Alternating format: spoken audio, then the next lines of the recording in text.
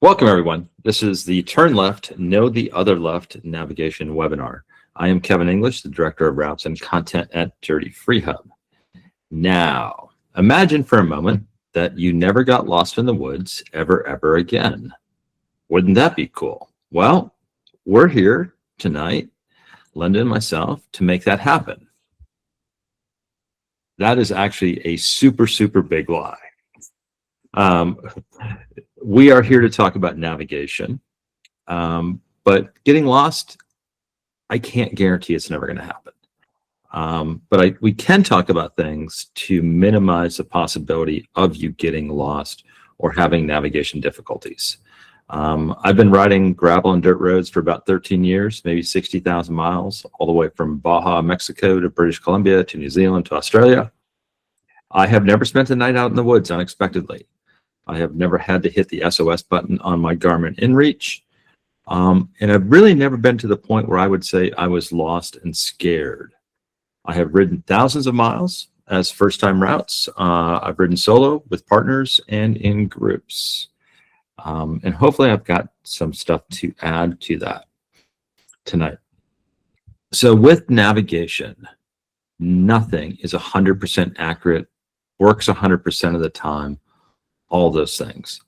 When I say it's not 100% accurate, I don't care what map you pull out, there are errors in that map, whether that be a Google map, an OpenStreetMaps, a benchmark map, they all contain errors. And so you need to be aware of that. If you're in a difficult situation and you think there's a road there that should be there, it may not be there due to a mapping error. Technology does not work 100% of the time. It's unreliable. It works most of the time, and it's also most of the time it's very good. Okay, but again, technology will hiccup and will burp. And then probably the most interesting thing to me is that gravel routes are some of the most difficult routes to navigate compared to road riding or mountain biking. It's due to the lack of signage, or that roads that are signed are called many different names. The Forest Service may call it one name. If it has changed hands between private timber companies and the Forest Service, it's probably got 3 or 4 names to it, or it may have no name. Unlike mountain biking, it's not an integrated trail network. There's not an overall map, and you typically have you can have unreliable cell and Wi-Fi connections. So, all the questions you all submitted tonight, I put into categories. We got the basics. We got 8 questions that loaded in there. We got 8 questions that loaded in or came in as how to load a route. 14 questions for in the field, 2 on Avenza, 7 on device specific questions, and about 8 dealing with Ride with GPS. We will deal with every category with the exception of Ride with GPS. That's a different webinar of how to use Ride with GPS, how to remap something, how to change the direction, how to add a point of interest. That's a completely different webinar. So let's move over to the questions. Linda, tell me if you see turn left, not that left, okay? So first question, we got a first set of these. Let's just start out with the basics. I have never used an app, a navigation device. I see all these different file types, TCX, FIT, GPX. What's going on here? Okay. The industry standard open source file type is GPX. All these other file types are proprietary to a company that started them, like the FIT. That is a file type that contains heart rate data, possibly cadence data. It contains all your fitness data that's going on with your ride. That's a Garmin type file. A TCX is a file type that allowed users to type in turn-by-turn directions. But the only industry standard, open source standard, is GPX. And that's what we support at Dirty Freehub because that is the open industry standard. So that's the file type we want to talk about. It's a GPX file type, and it's got lat long points and things of that sort buried inside of it. But it's a very readable text file. Now, next question was, can I convert a GPX file to a fit file? The answer is no. And the reason that is no is because a fit file needs to have heart rate data in it. It needs to have your athletic performance data about you inside of it. And a GPX file doesn't have that data in it. So you cannot go from a GPX to a fit file. Okay. Next questions. We have a whole series here. I'm a beginner gravel ride. What do you recommend for a bike computer? I don't need heart rate monitors, cadence, and all that stuff. What's the best app to use? What's the best application for bike navigation, considering functionality, usability, cost? What are your experiences? I have a Garmin 510. I don't like it. What should a newbie buy? Do I need to purchase a Garmin? So let's talk about this from a very high level view. In my view, many of these devices, there's three primary manufacturers of bike computers. There's Wahoo, there's Garmin, and there's Hammerhead or Karoo. Okay. The Hammerhead Karoo is basically a SRAM product today. And most of these devices you see are going to start at $500 and up. Some of the best Garmins are over $1,000, competing at the same cost as your phone. Now, most of us do not need all the stuff that comes with these expensive bike computers. I never use cadence. I never use heart rate data. I never use power. I don't care if my little bike computer tells me if I have a text message.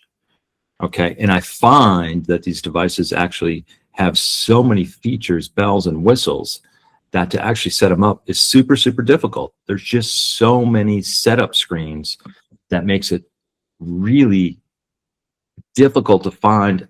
I just want a map. I want to know how much elevation gain I did. I want to know how much distance I've traveled. I want to kind of know what my speed is today, how long I've been out here, and how many miles I got to go. That's all I really care about. And I don't want to pay $1,000 for that. Here's my recommendations. So Garmin's got two products that I consider really pretty good. And you won't find most of these products in a bike store because they don't carry margin to them. Doesn't mean they're a bad product. It just means they're not carried in bike stores because they don't have a whole lot of profitability built in for the bike store. The Garmin Edge Explorer 2, $299. Rock solid device, does a great job if you're looking for maps and just the basic information. That's a great device. I use it. There's another one that's even a little bit simpler and a little bit cheaper. It's called the Garmin eTrex 22, $199. And it's built, it's rarely advertised actually as a bike computer, but it is a bike computer. It's also a hiking computer. And Andy White of the Southern Arizona Gravel Grinders swears by this device. And it's simple, it's easy to use. You can see your maps, you can see where you're at. One of the devices I really loved, which I thought worked super well, was the Wahoo Element 2. Now the Wahoo Element 3 has come out, which I'm not as big of a fan on because they added so many other features to it that the UI became difficult for me to use. And honestly, I have never returned a single bike computer in my life with the exception of the Wahoo Element 3. And so that kind of tells you where I'm at. If you want to go to a less expensive option that I use all the time as a backup navigation option, it's on my phone. There's an app called Avenza. The app is free, and you purchase maps to go with that app. And so like in Oregon, I purchased the Oregon map, and just think as these big car atlas maps that we used to all have that had pages you flipped. Well, take that and lay that all down on one layer, and you can zoom in and you can zoom out. That's what an Avenza app is. And you can overlay a GPX file on that, and you can follow a GPX file on that map. And so that's really cheap if you think about it. I take my phone, I mount my phone to the front of my bike. I pay $20 for the map, and I download the GPX file from whatever I want to ride, whether it's from Ride with GPS or Dirty Freehub, and I'm set to go. Okay. So those are my recommendations. So this one is, I'm a total novice to bike computers. I typically use Ride with GPS. Do I need to get a bike computer? It's a great question. And the answer is maybe. I personally am going to advocate that you have, if you ride in more remote spots, not rural spots, more remote, and you may not see somebody for a couple hours, I would advocate that you have 2 backup devices or 2 navigation devices. One is a primary and one is a secondary. And the primary being the bike computer and the secondary probably being something else on your phone, but neither one that requires a Wi-Fi or internet connection. Okay, I said a lot of stuff there. Give me some kind of sign out there, people, if I'm doing okay or if I'm not. You can click on these little emojis and just let us know. So if you're lost, just give us a thumbs down and we'll try and sort you out. Okay, great. Thank you, people. So the next question really comes down to, if I have a bike computer, how do I get that route onto my bike computer? And what I'm going to advocate is I'm going to advocate a process that supports GPX files, the industry standard open source, and I'm going to advocate a process that doesn't matter if you're using Ride with GPS, Avenza, Garmin Connect, the Wahoo Element app, or the Karoo app. It's ubiquitous across that. This process works regardless. And you can use Onyx, you could use Gaia, you could use Caltopo. This process works for every one of those platforms I just talked about. What you're really going to do is you're not going to use the computer, You're going to use your phone, because the manufacturers of these bike computers found it easier and simpler to support phone apps than computer apps. Okay, and some of the manufacturers no longer even make a computer app for you to do. Avenza doesn't have a computer app. There's one other that doesn't have a computer app. So what you're going to do is you're going to capture that GPX file from wherever you're getting it. You're going to go on your phone, and you could go into Ride with GPS, find your route, and in the top right, it says Export GPX. When you export GPX, you want to save it to your files folder on your phone. And this is really, really important. You want to put this GPX file into your files folder, because that way you have that in case you need to reload it sometime later in the day. Exporting a GPX and saving it to a files folder is different, much, much different than downloading the file. There's a download button in Gaia. There's a download button in Onyx. There's a download button in Ride with GPS. Saving it to the files folder is not the same thing as download. When you download through one of those apps, you are still saving that route inside the environment of that app, and you cannot extract that route to download or upload into a different device.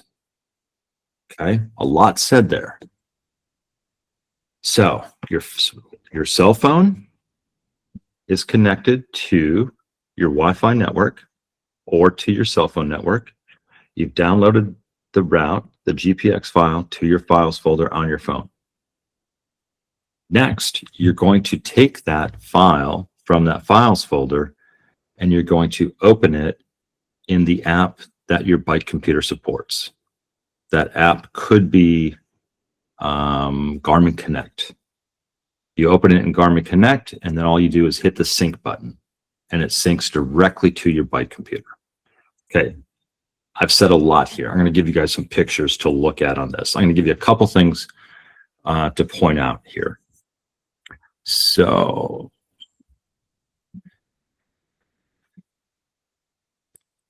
okay, so on the Dirty Freehub site, under the help menu, there is something called loading a GPX file.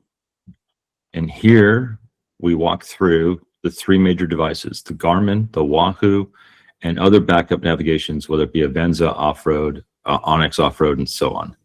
If you scroll down, we give you written directions, and we give you a complete video of how to do this. There's the Garmin video. Download here is the Wahoo one and the Wahoo video. Okay. And then below this is the video for backup navigation apps like Avenza. Now, the other part is I will actually show you some pictures of what this is going to look like. So I'm going to assume that you are on an iPhone. Just for this case, I'm going to assume you're on an iPhone. You have gone to the Dirty Freehub site and you want to download this route, which I think is Rhyolite Rumble. On the left-hand panel here, you see where it says GPX download. You're going to click on GPX download. That file, open source file, is going to download it. In the middle panel, you see it says, I am downloading the Rhyolite Rumble GPX file, and it's got the download arrow. To the right of that, it says save. In the third panel here, you see I'm saving it. I'm saving it to my files folder. That files folder that you're saving it to is on your phone. You don't want to save it to the cloud. And sometimes the cloud will pop up and it'll say, hey, do you want to save it to the cloud? No, you do not want to save it to the cloud because you want this file residing on your phone. So can I just question back on that? So you were talking about not saving to the cloud. And if I save it to my Google Drive, is that in the cloud? Google Drive is in the cloud. Okay, so it needs to be on that phone. It needs to be on that phone in that files folder. And both Android devices and iPhone support files folder. Okay, now the look of your iPhone may be a little bit different than the look of my iPhone here today or these pictures because of different iOS updates, Apple software updates, but it all is very, very similar. So on the next panel, we see we went to the files folder and now we've got these selections. The Element app, that's the Wahoo app. Next to it is the Garmin app. Next to it is the Onyx app. And I'm just telling it which app I want to load that GPX file into. And I load that GPX file into that app. And then in this case, I'm running on a Wahoo device. I select the route, which is Rhyolite, and then I sync it, and it syncs. You can see from this button here, it syncs automatically and goes over to my phone. What a GPX file looks like is in the left-hand panel here. It's a text file, and it's got lat, long points, elevation, stuff like that. In the middle section, you see your files folder. You see your files folder with a bunch of subfolders. So, and I want to go back to that. So I'm going to run through this a little bit again. First, you always want to use the phone, not the computer. You always want to download a GPX file, open source file, to your files folder on your phone. That way you can load it any other time during your ride. And then you're going to use the manufacturer's app to load that file, that GPX file, into your Garmin Connect, your Wahoo, your Hammerhead, and then you're going to sync it via Bluetooth to your bike computer. Sounds like a lot of stuff. In essence, you probably can complete this whole process once you're proficient at it in about 20 seconds. Okay, why do I recommend it? It is for your safety, and it is reliable, and it's device neutral. So let's say one day you're a Wahoo fan, and then 3 months later, you decide to go to Garmin. Process works the same. You don't have to learn a brand new process. It is a process that is the same across the platforms. It is a process that gives you that file such that you can reload that file in the field to your bike computer if you need to, or you can reload it to a backup app of Onyx, Avenza, what have you. It gives you safety. It gives you options. Okay. So, Kevin, I know one of probably the coolest things that happened in the field for us is you had a file that didn't load right. And so you had a corrupted file. And we're standing there, and one of our rules in riding together, which we talk about all the time, is that everybody must have navigation. This is not negotiable. We talk about it all the time.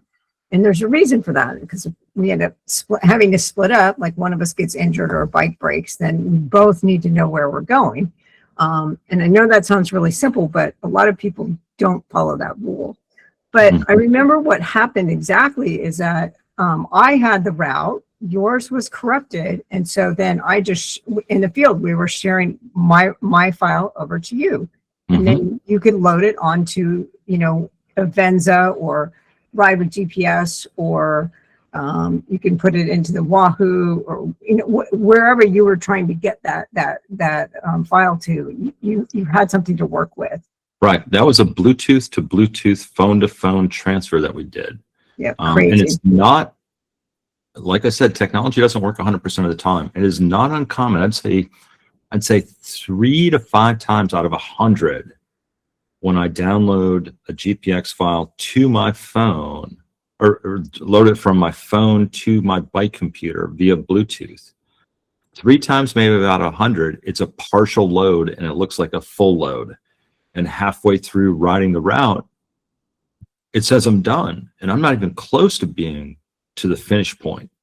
So what do? Is I just reload it from the phone back into the bike computer, and voila, it's like, oh, this time I got a full transfer, and I am back to navigating and knowing exactly where I'm at.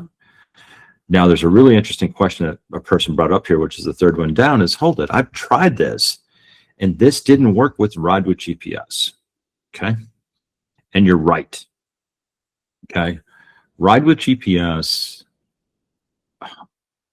they do a great job with mapping. They do a tremendous job with mapping, and they're such a great mapping platform.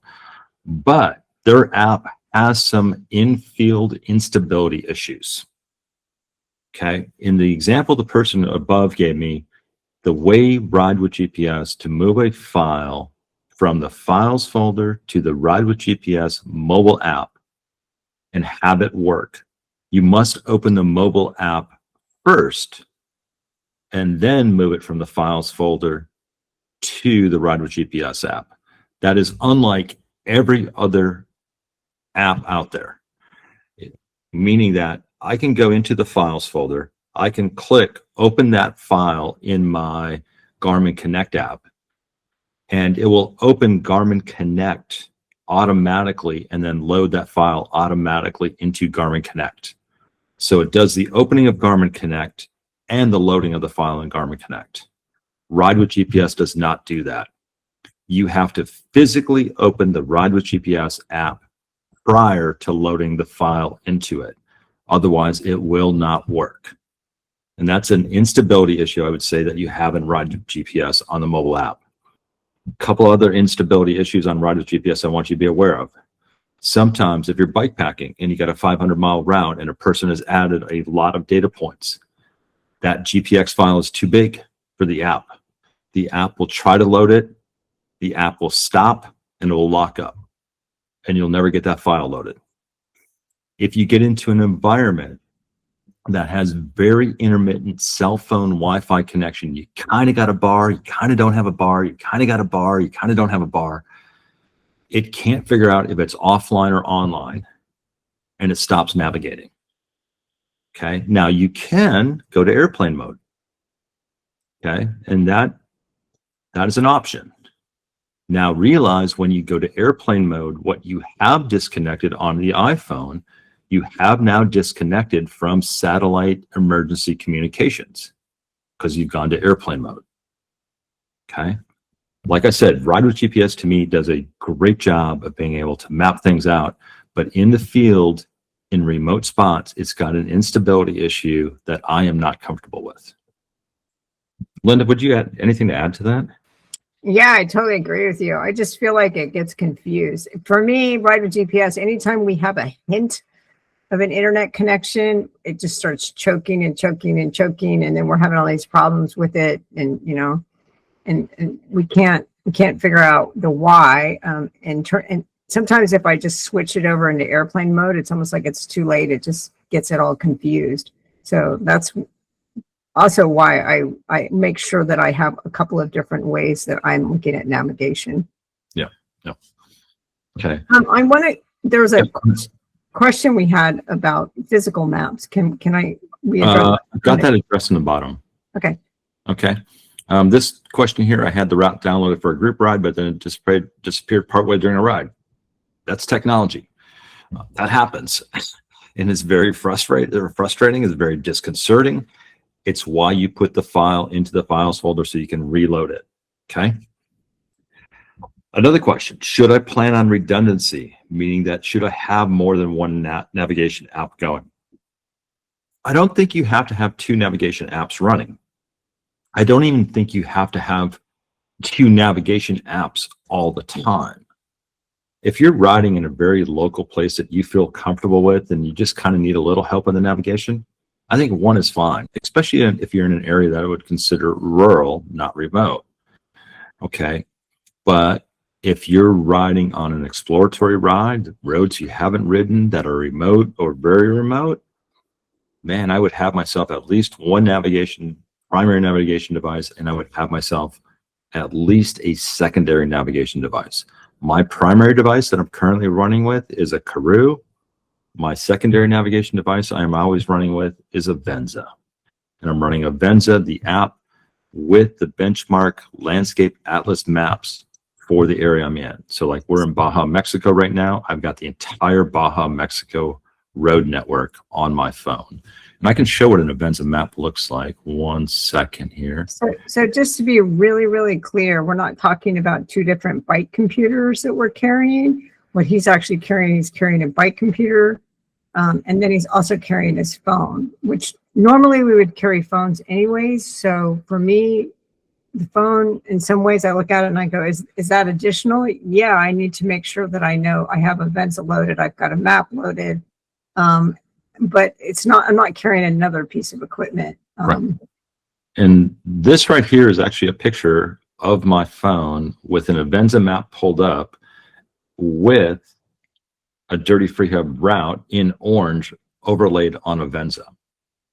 Okay, and I can zoom into this, and I can zoom out way on this. And if I was in that physical location, you would actually see a blue dot that shows my physical location on this map of exactly where I'm at. Okay. Now, Go ahead. I was just going to say, the only issue for me with a Venza is that it doesn't tell me how much elevation gain I have left to do. No, it does not. So that's not helping me with elevation gain. It's not showing me those cool hill profiles that I really like on my Wahoo device. For me, that's like those hill profiles, and sometimes are more important. If you're riding in a super hilly area, I want to know, exactly how much elevation I've got left. That's a bike computer for me. It's not using a Venza, or it's Ride with GPS can do the same thing on my phone. Right. And the thing I like about a Venza is I can zoom way out, I can zoom way in. I'm not scrolling left, right. It gives me a really big overview of where I'm at. Okay, let's go back. Okay. Oh, this is Linda. We're going to talk about this one. So sometimes I decide to start a route at a different point than the route I downloaded. What should I do? Will the navigation accept that? What's my best option? Do I say, take me to the beginning of the course, or do I start my course now? So Linda, let's talk this through, because you and I we do this differently. There is a way, so if you load a route and you're not at the start of the route, most devices will say, do you want me, the device, to route you to the beginning of the course? I never ask for that, okay? I do my research. If I'm going to do that, I'm going to use a Venza to navigate myself to the beginning of the course. I have found that too many times I get routed on roads I don't like. They're too busy, or didn't feel like the right practical way to get there. Now, Linda, on the other hand, what do you do? Well, it does depend on where we're riding. So if we're in a high risk area, meaning that one of 2 things, if there is a lot of big, huge, heavily used roads, then there's a good chance it's going to try to route me on that. And so then I won't use that. Or if there's a ton of if there's just a lot of different roads that it can get really confused on, then I probably won't do that either. So it's when it's a pretty straight shot. I was thinking about the Ochocos the other day, riding out near Prineville, which is just east of Bend, Oregon, and how they have these definite roads out there. And so it would do a great job. The ride to start would do a great job of getting me straight to the start of the route. But if I was in an area that had a lot of different trails and roads to it, then it would, I would end up getting there, but I probably wouldn't get there the best way that I would want to get there. Okay. This one is so dependent on the device you own and the model of device you own for how good it is or is not at this. My recommendation would be practice it on something that you know exactly how to get there. It's in your local neighborhood and see what happens. The best thing you can do with these devices is practice. The more you practice with them and the more you practice in an environment that you know, the more confident you are going to be. The worst thing that can happen is you have not practiced with your device. You get into an environment where all of a sudden you're feeling uncomfortable, you're feeling partially lost, and you need to rely on this device, and you haven't practiced with this device, and now the anxiety level goes up a whole nother notch. So Kevin, I do want to talk a little bit about route to start, about what I do use it for, which I use that today. So we're out on a route. We parked a little bit of a different place than where the start actually started. And so we're coming in, it's got pretty direct, roads to get back in. So I just go route to start. Like I'll kill whatever the route was that I had on my bike computer. I'll just say, okay, I'm not going to follow that anymore, and just take me back to the start. And I really like that feature because now I'm not looking for the car, I'm not looking for exactly where I started, because it might not be a direct link to where the route actually started, but rather it's a direct link to where I started. And that's really what I'm trying to find. I'm just trying to find the car at that point. And it does a fabulous job at doing that. So I always kind of joke in my mind when it says route to start, I always go route back to car. Like that's to me what that means. And the other thing that it might do, that it will do really, really well, at least on my Wahoo device, is that it tells me exactly how far that is. And so if I'm wanting to know, am I 5 miles or 5 miles from the car, then it's going to tell me that. It almost sounds, Linda, like I should take this with me when I go to Costco and I can't find my car when I come out of Costco. Say route to start. That would be a great practice thing to try at Costco. Like walk around Costco and then come out and go route to start and see if it'll find your car. That would be hilarious to try, and it would be a great way to practice that as well.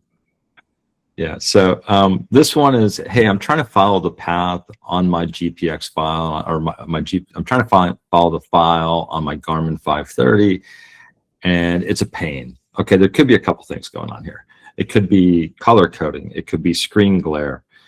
It could be that all these devices have a zoom in, zoom out button, and that you're just zoomed out too far.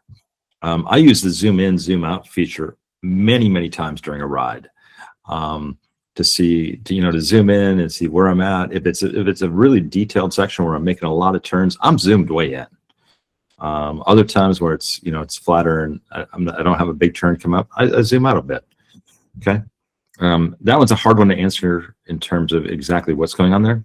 This one is really interesting. Turn by turn navigation. I usually navigate by listening to turn by turn directions and ride with GPS on my phone. Oh, disaster. Okay. Don't do it. There's a saying. Guaranteed. That Andy White uses. It says, friends don't let friends use turn-by-turn directions. Turn-by-turn directions on gravel routes. If you're on a good day, it's going to be 70% accurate on a good day. And the reason is you have a GPX file, looks like this. It's got a bunch of points on it. Your device, your Wahoo device, your Garmin device has a map embedded into the device. You are trying to overlay that GPX file perfectly onto the embedded map on your device. And if they don't line up exactly, you can get erroneous turn-by-turn directions. Where it should be a right turn, you will be told it's a left turn. Okay? You are relying on two different map sources to line up 100%. Okay? In a city where things are really, really well mapped out, it's going to work fine. In a remote or very remote area where Forest Service roads, dirt roads, paths are not mapped out exactly correctly, you are going to get inaccuracies. Okay? The bottom line is you should be looking at your map and the breadcrumb trail for where you want to go. Do not rely on verbal cues, and do not rely on beeps or left and right, turn left, turn right. You need to verify that on the visual map. Okay? So, Kevin, I do want to talk for 1 second about turn by turn and where I do see it to be useful, even though you typically turn it off. Yep. What I will use turn by turn for is I will scroll down and I'll say, oh, in 5 miles, I have to do something. So now I know for the next couple of miles, I'm not really paying attention to my navigation as closely as I would if I knew there was a turn coming up. And so for me, that's where I find turn by turn to be helpful. It's sort of like saying, okay, you can zone out a little bit. Now, if my computer starts beeping at me, that's telling me I'm off course. Now I need to dial back into it. But in general, I'm not really having to watch my bike computer nearly as much as I normally do to make sure that, every time I see a turn, I'm not going, oh, am I going to turn there? Am I going to turn there? Am I going to turn here? I personally really want to be able to see where that map is taking me, because now I know that I'm going to veer to the left, we're going to the right, we're going to the left, we're going to the right. And so it should be lining up with what I'm looking at in front of me. So, okay.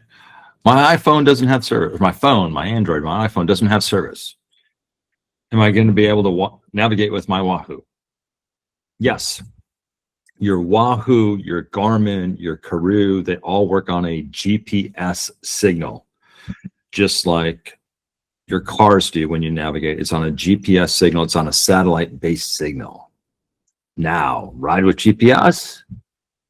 The answer is it depends. If it doesn't have to rely on a GPS signal and it can rely on the Wi-Fi or cell phone, it's going to try to rely on that to figure out where you are at.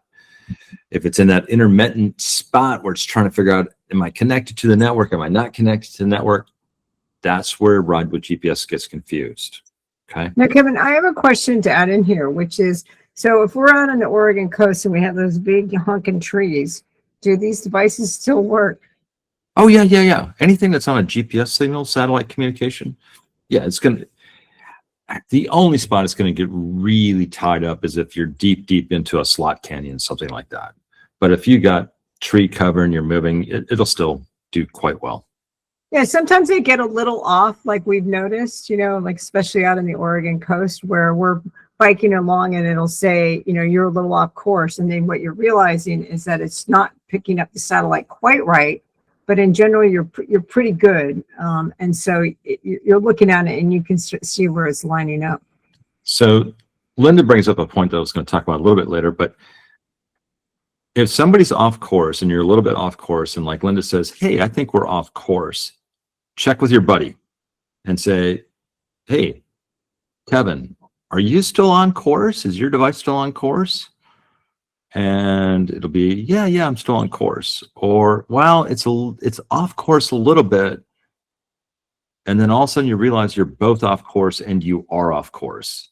So if you start questioning the navigation on it, ask your buddy, what's your buddy seeing on their device? And it's actually really good if they don't have the same device as you, because it may have different capabilities and different accuracies.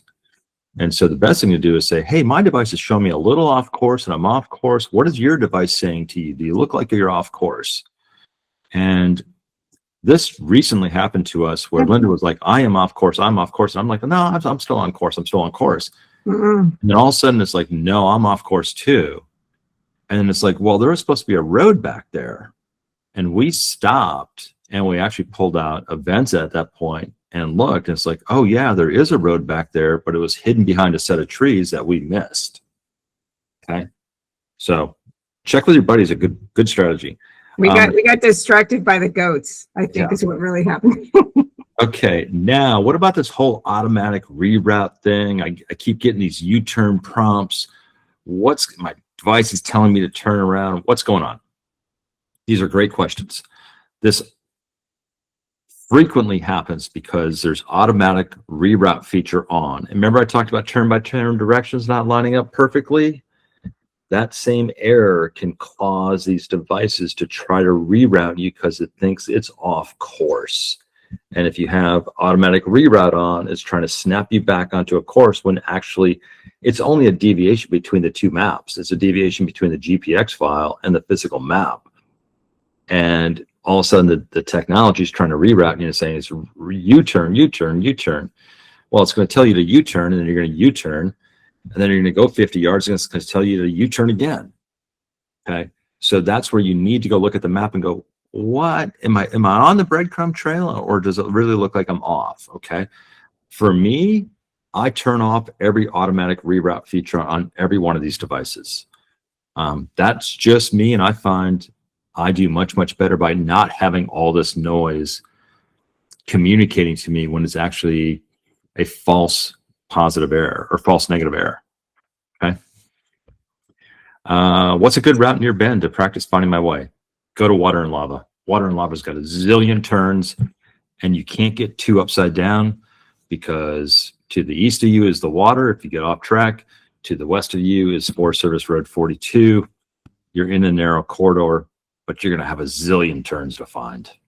And also Big Red. If you can navigate Big Red, you can navigate anything. That is a tough route to navigate, and it's a good one to practice on because you're not going to get that lost either out there.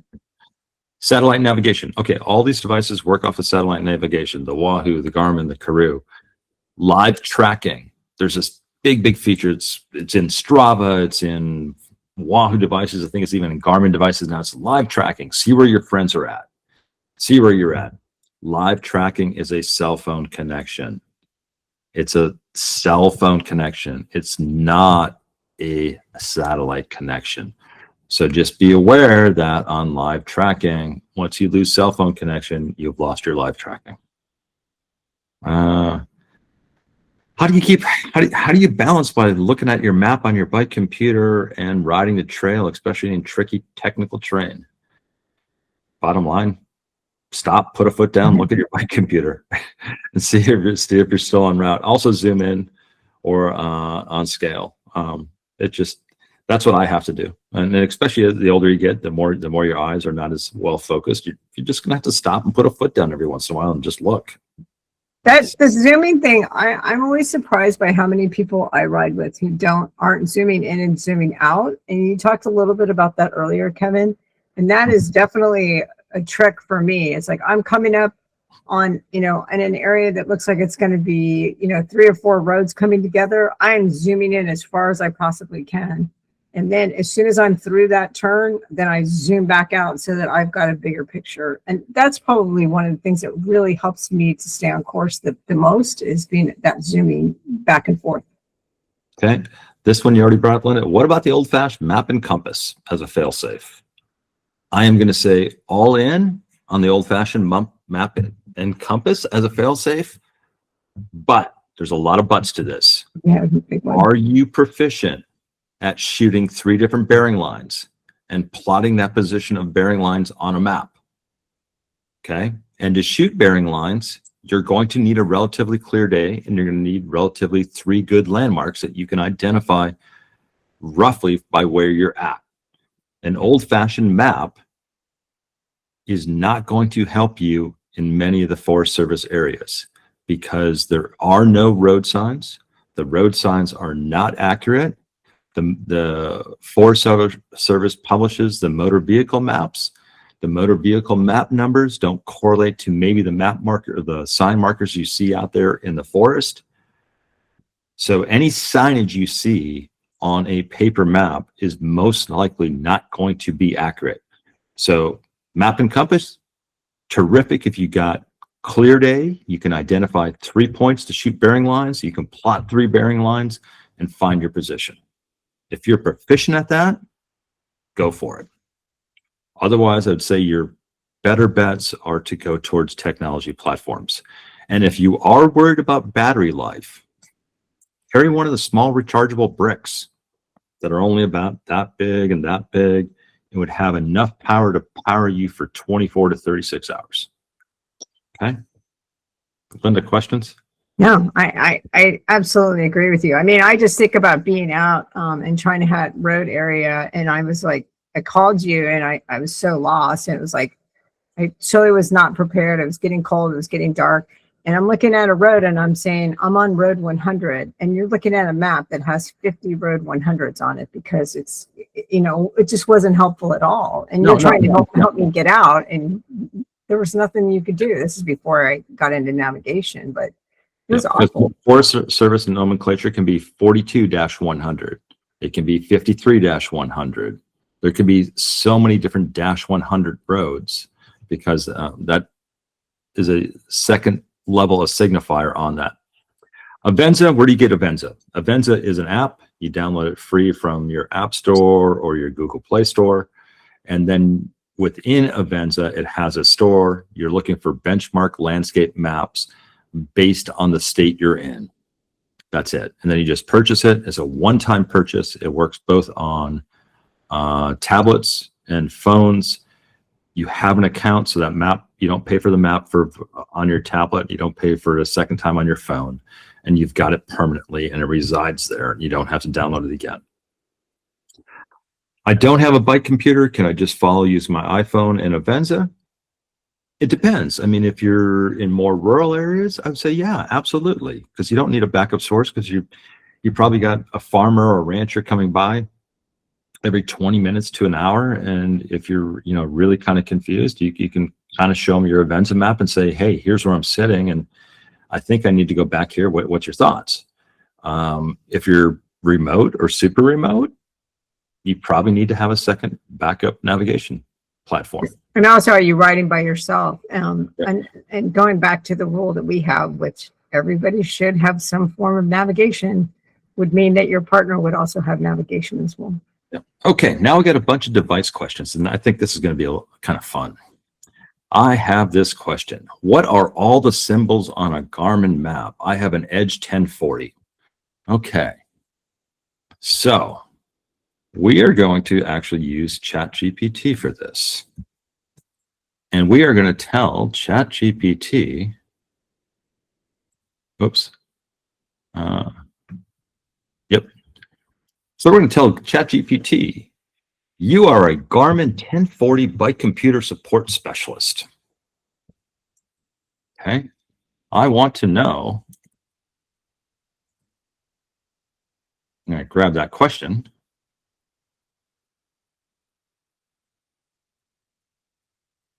I want to know, what are all the symbols on a Garmin map? I have an Edge 1040.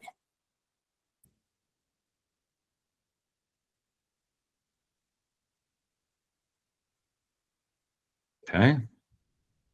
On these device technical questions, your best source of information is going to be ChatGPT or Gemini or stuff like that, because this is all support question stuff. And it's going to vary from device to device. I have an 850. I have a 1040.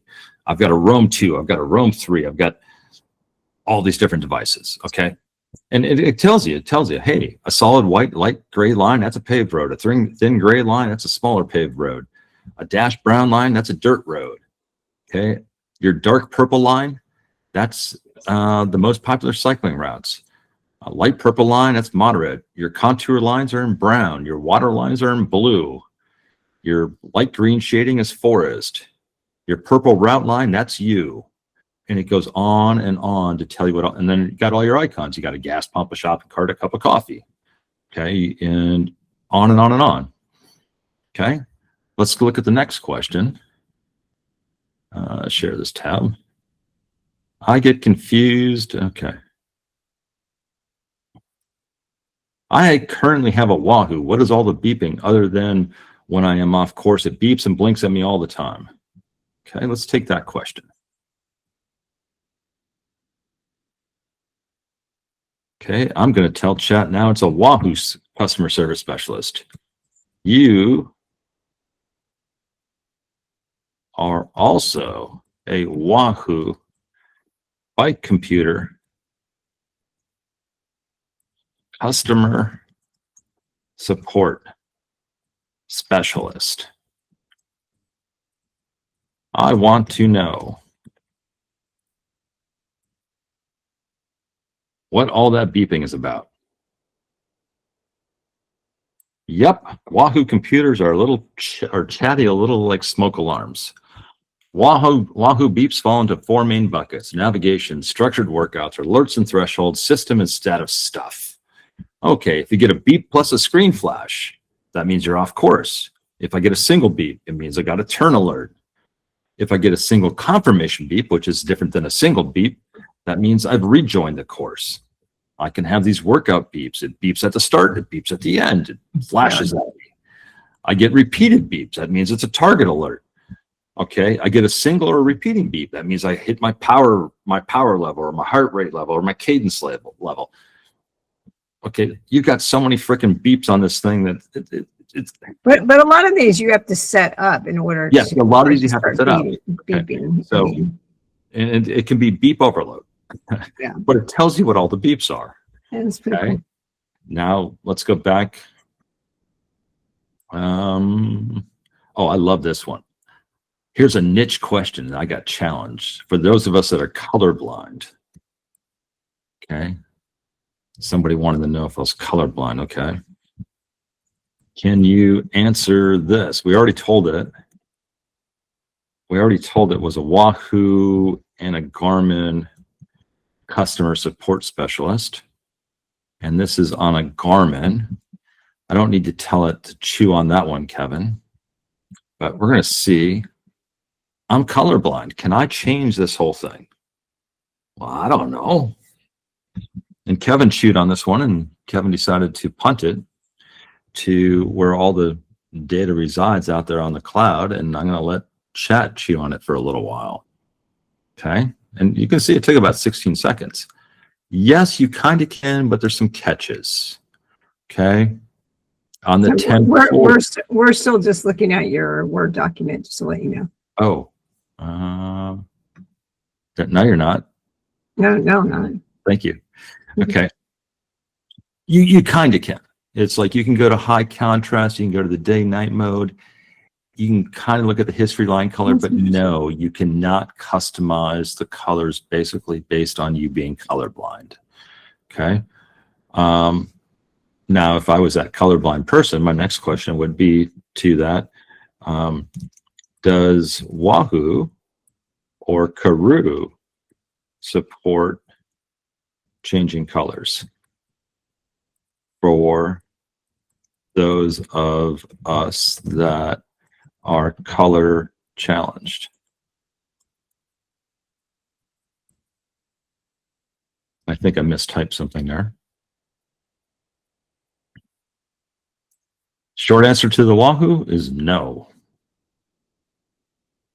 And short answer to the Hammerhead Karoo is no. Oh, that's interesting.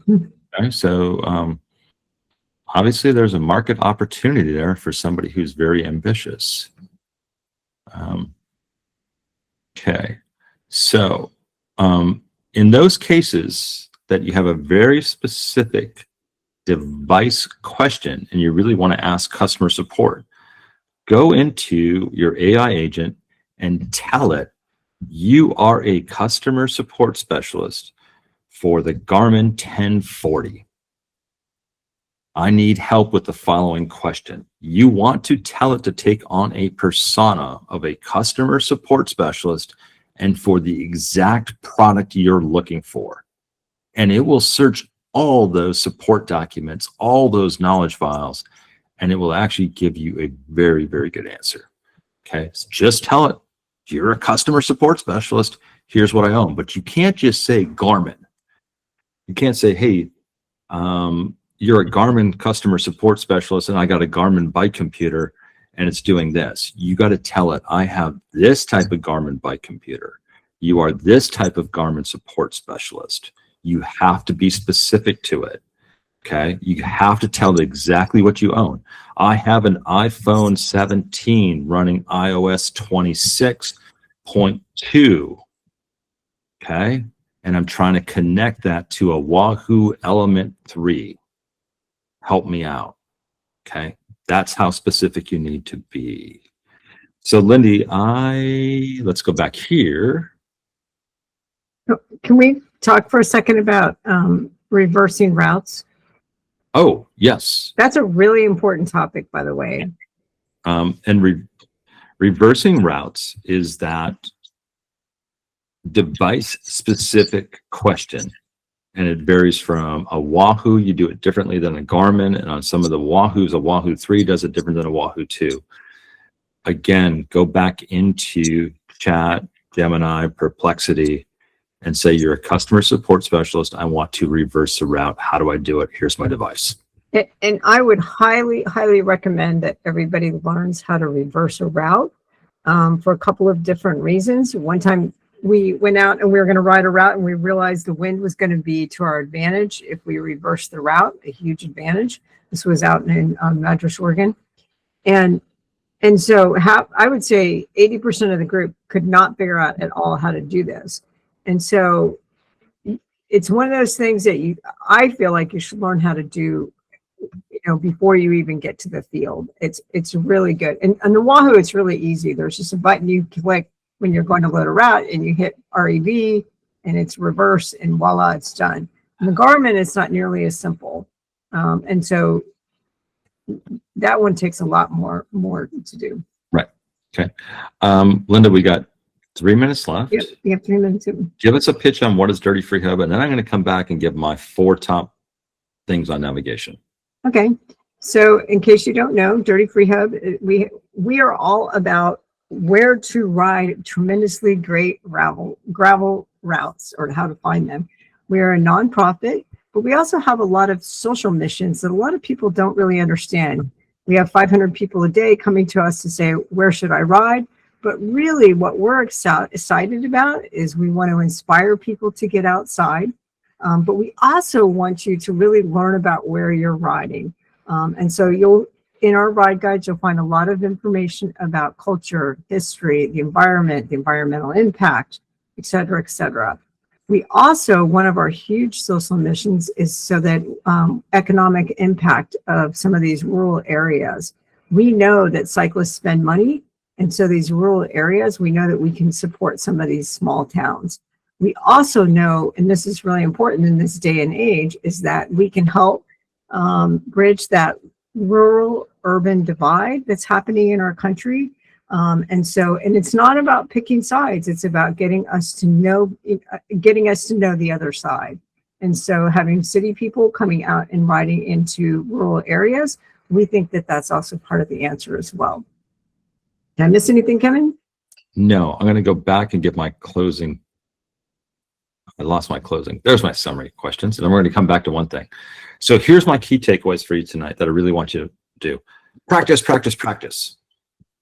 You should always, if you're riding a ride you've ridden 10 times, have your navigation up and practice.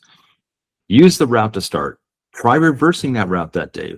Practice on the stuff you know so you're proficient, because when you get into that higher stress anxiety situation, this stuff needs to be second nature, such that you're not fumbling around with it. And that same thing goes if you have a Garmin InReach or a Spot device. Practice with that thing, okay? The other part is know your course before you leave home. So when you get to the start, you have an idea, oh, the start goes north, and so you can kind of figure it out. Carry two, when you're going remote or very remote, carry 2 navigation devices, a primary and a backup. And the last one is don't just follow your friends blindly on a route. So I'm saying don't trust them. I'm saying collaborate with them. Hey, George, I think my device we should take a right back there. You went left. Are you sure we should be going left? Okay. Or ask those questions of my device shows that I'm off route. Linda, are you off route on your device? And so collaborate. Don't just have one person be the leader. It should be a collaborative effort there. Linda, anything you want to add to that? Yeah, I know somebody asked me a really detailed question about how do you actually, when you get to a route, how do you actually figure out which direction to go? And I'm a stickler for this. I have previewed my route before I've left. And so I know we're going to be driving in, and when we drive into that parking lot, the route should be to the right or to the left.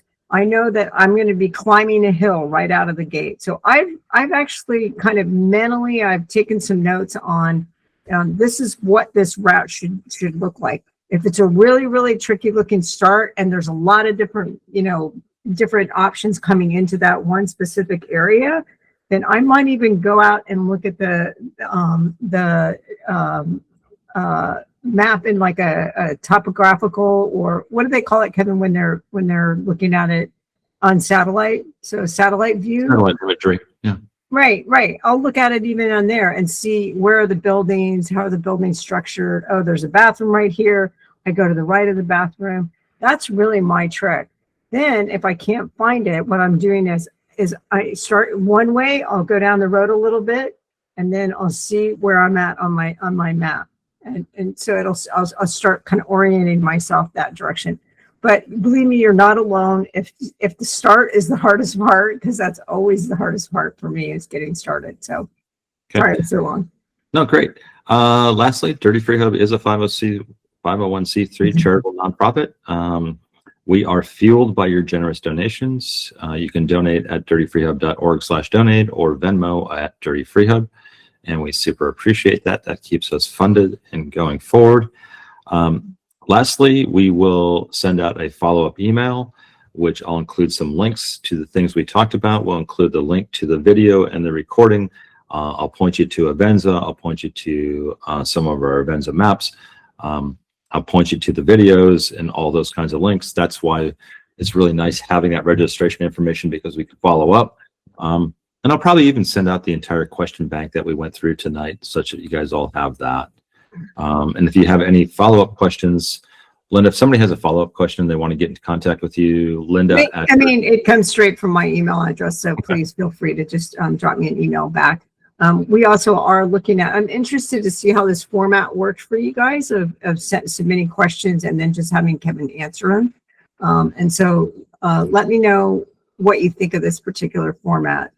If there are other topics that you would like to see in this webinar format. We still have a few more weeks left of webinar season, as we call it, before clocks change again, and then we're out riding our bikes in the afternoon. So that's what we consider to be a webinar season.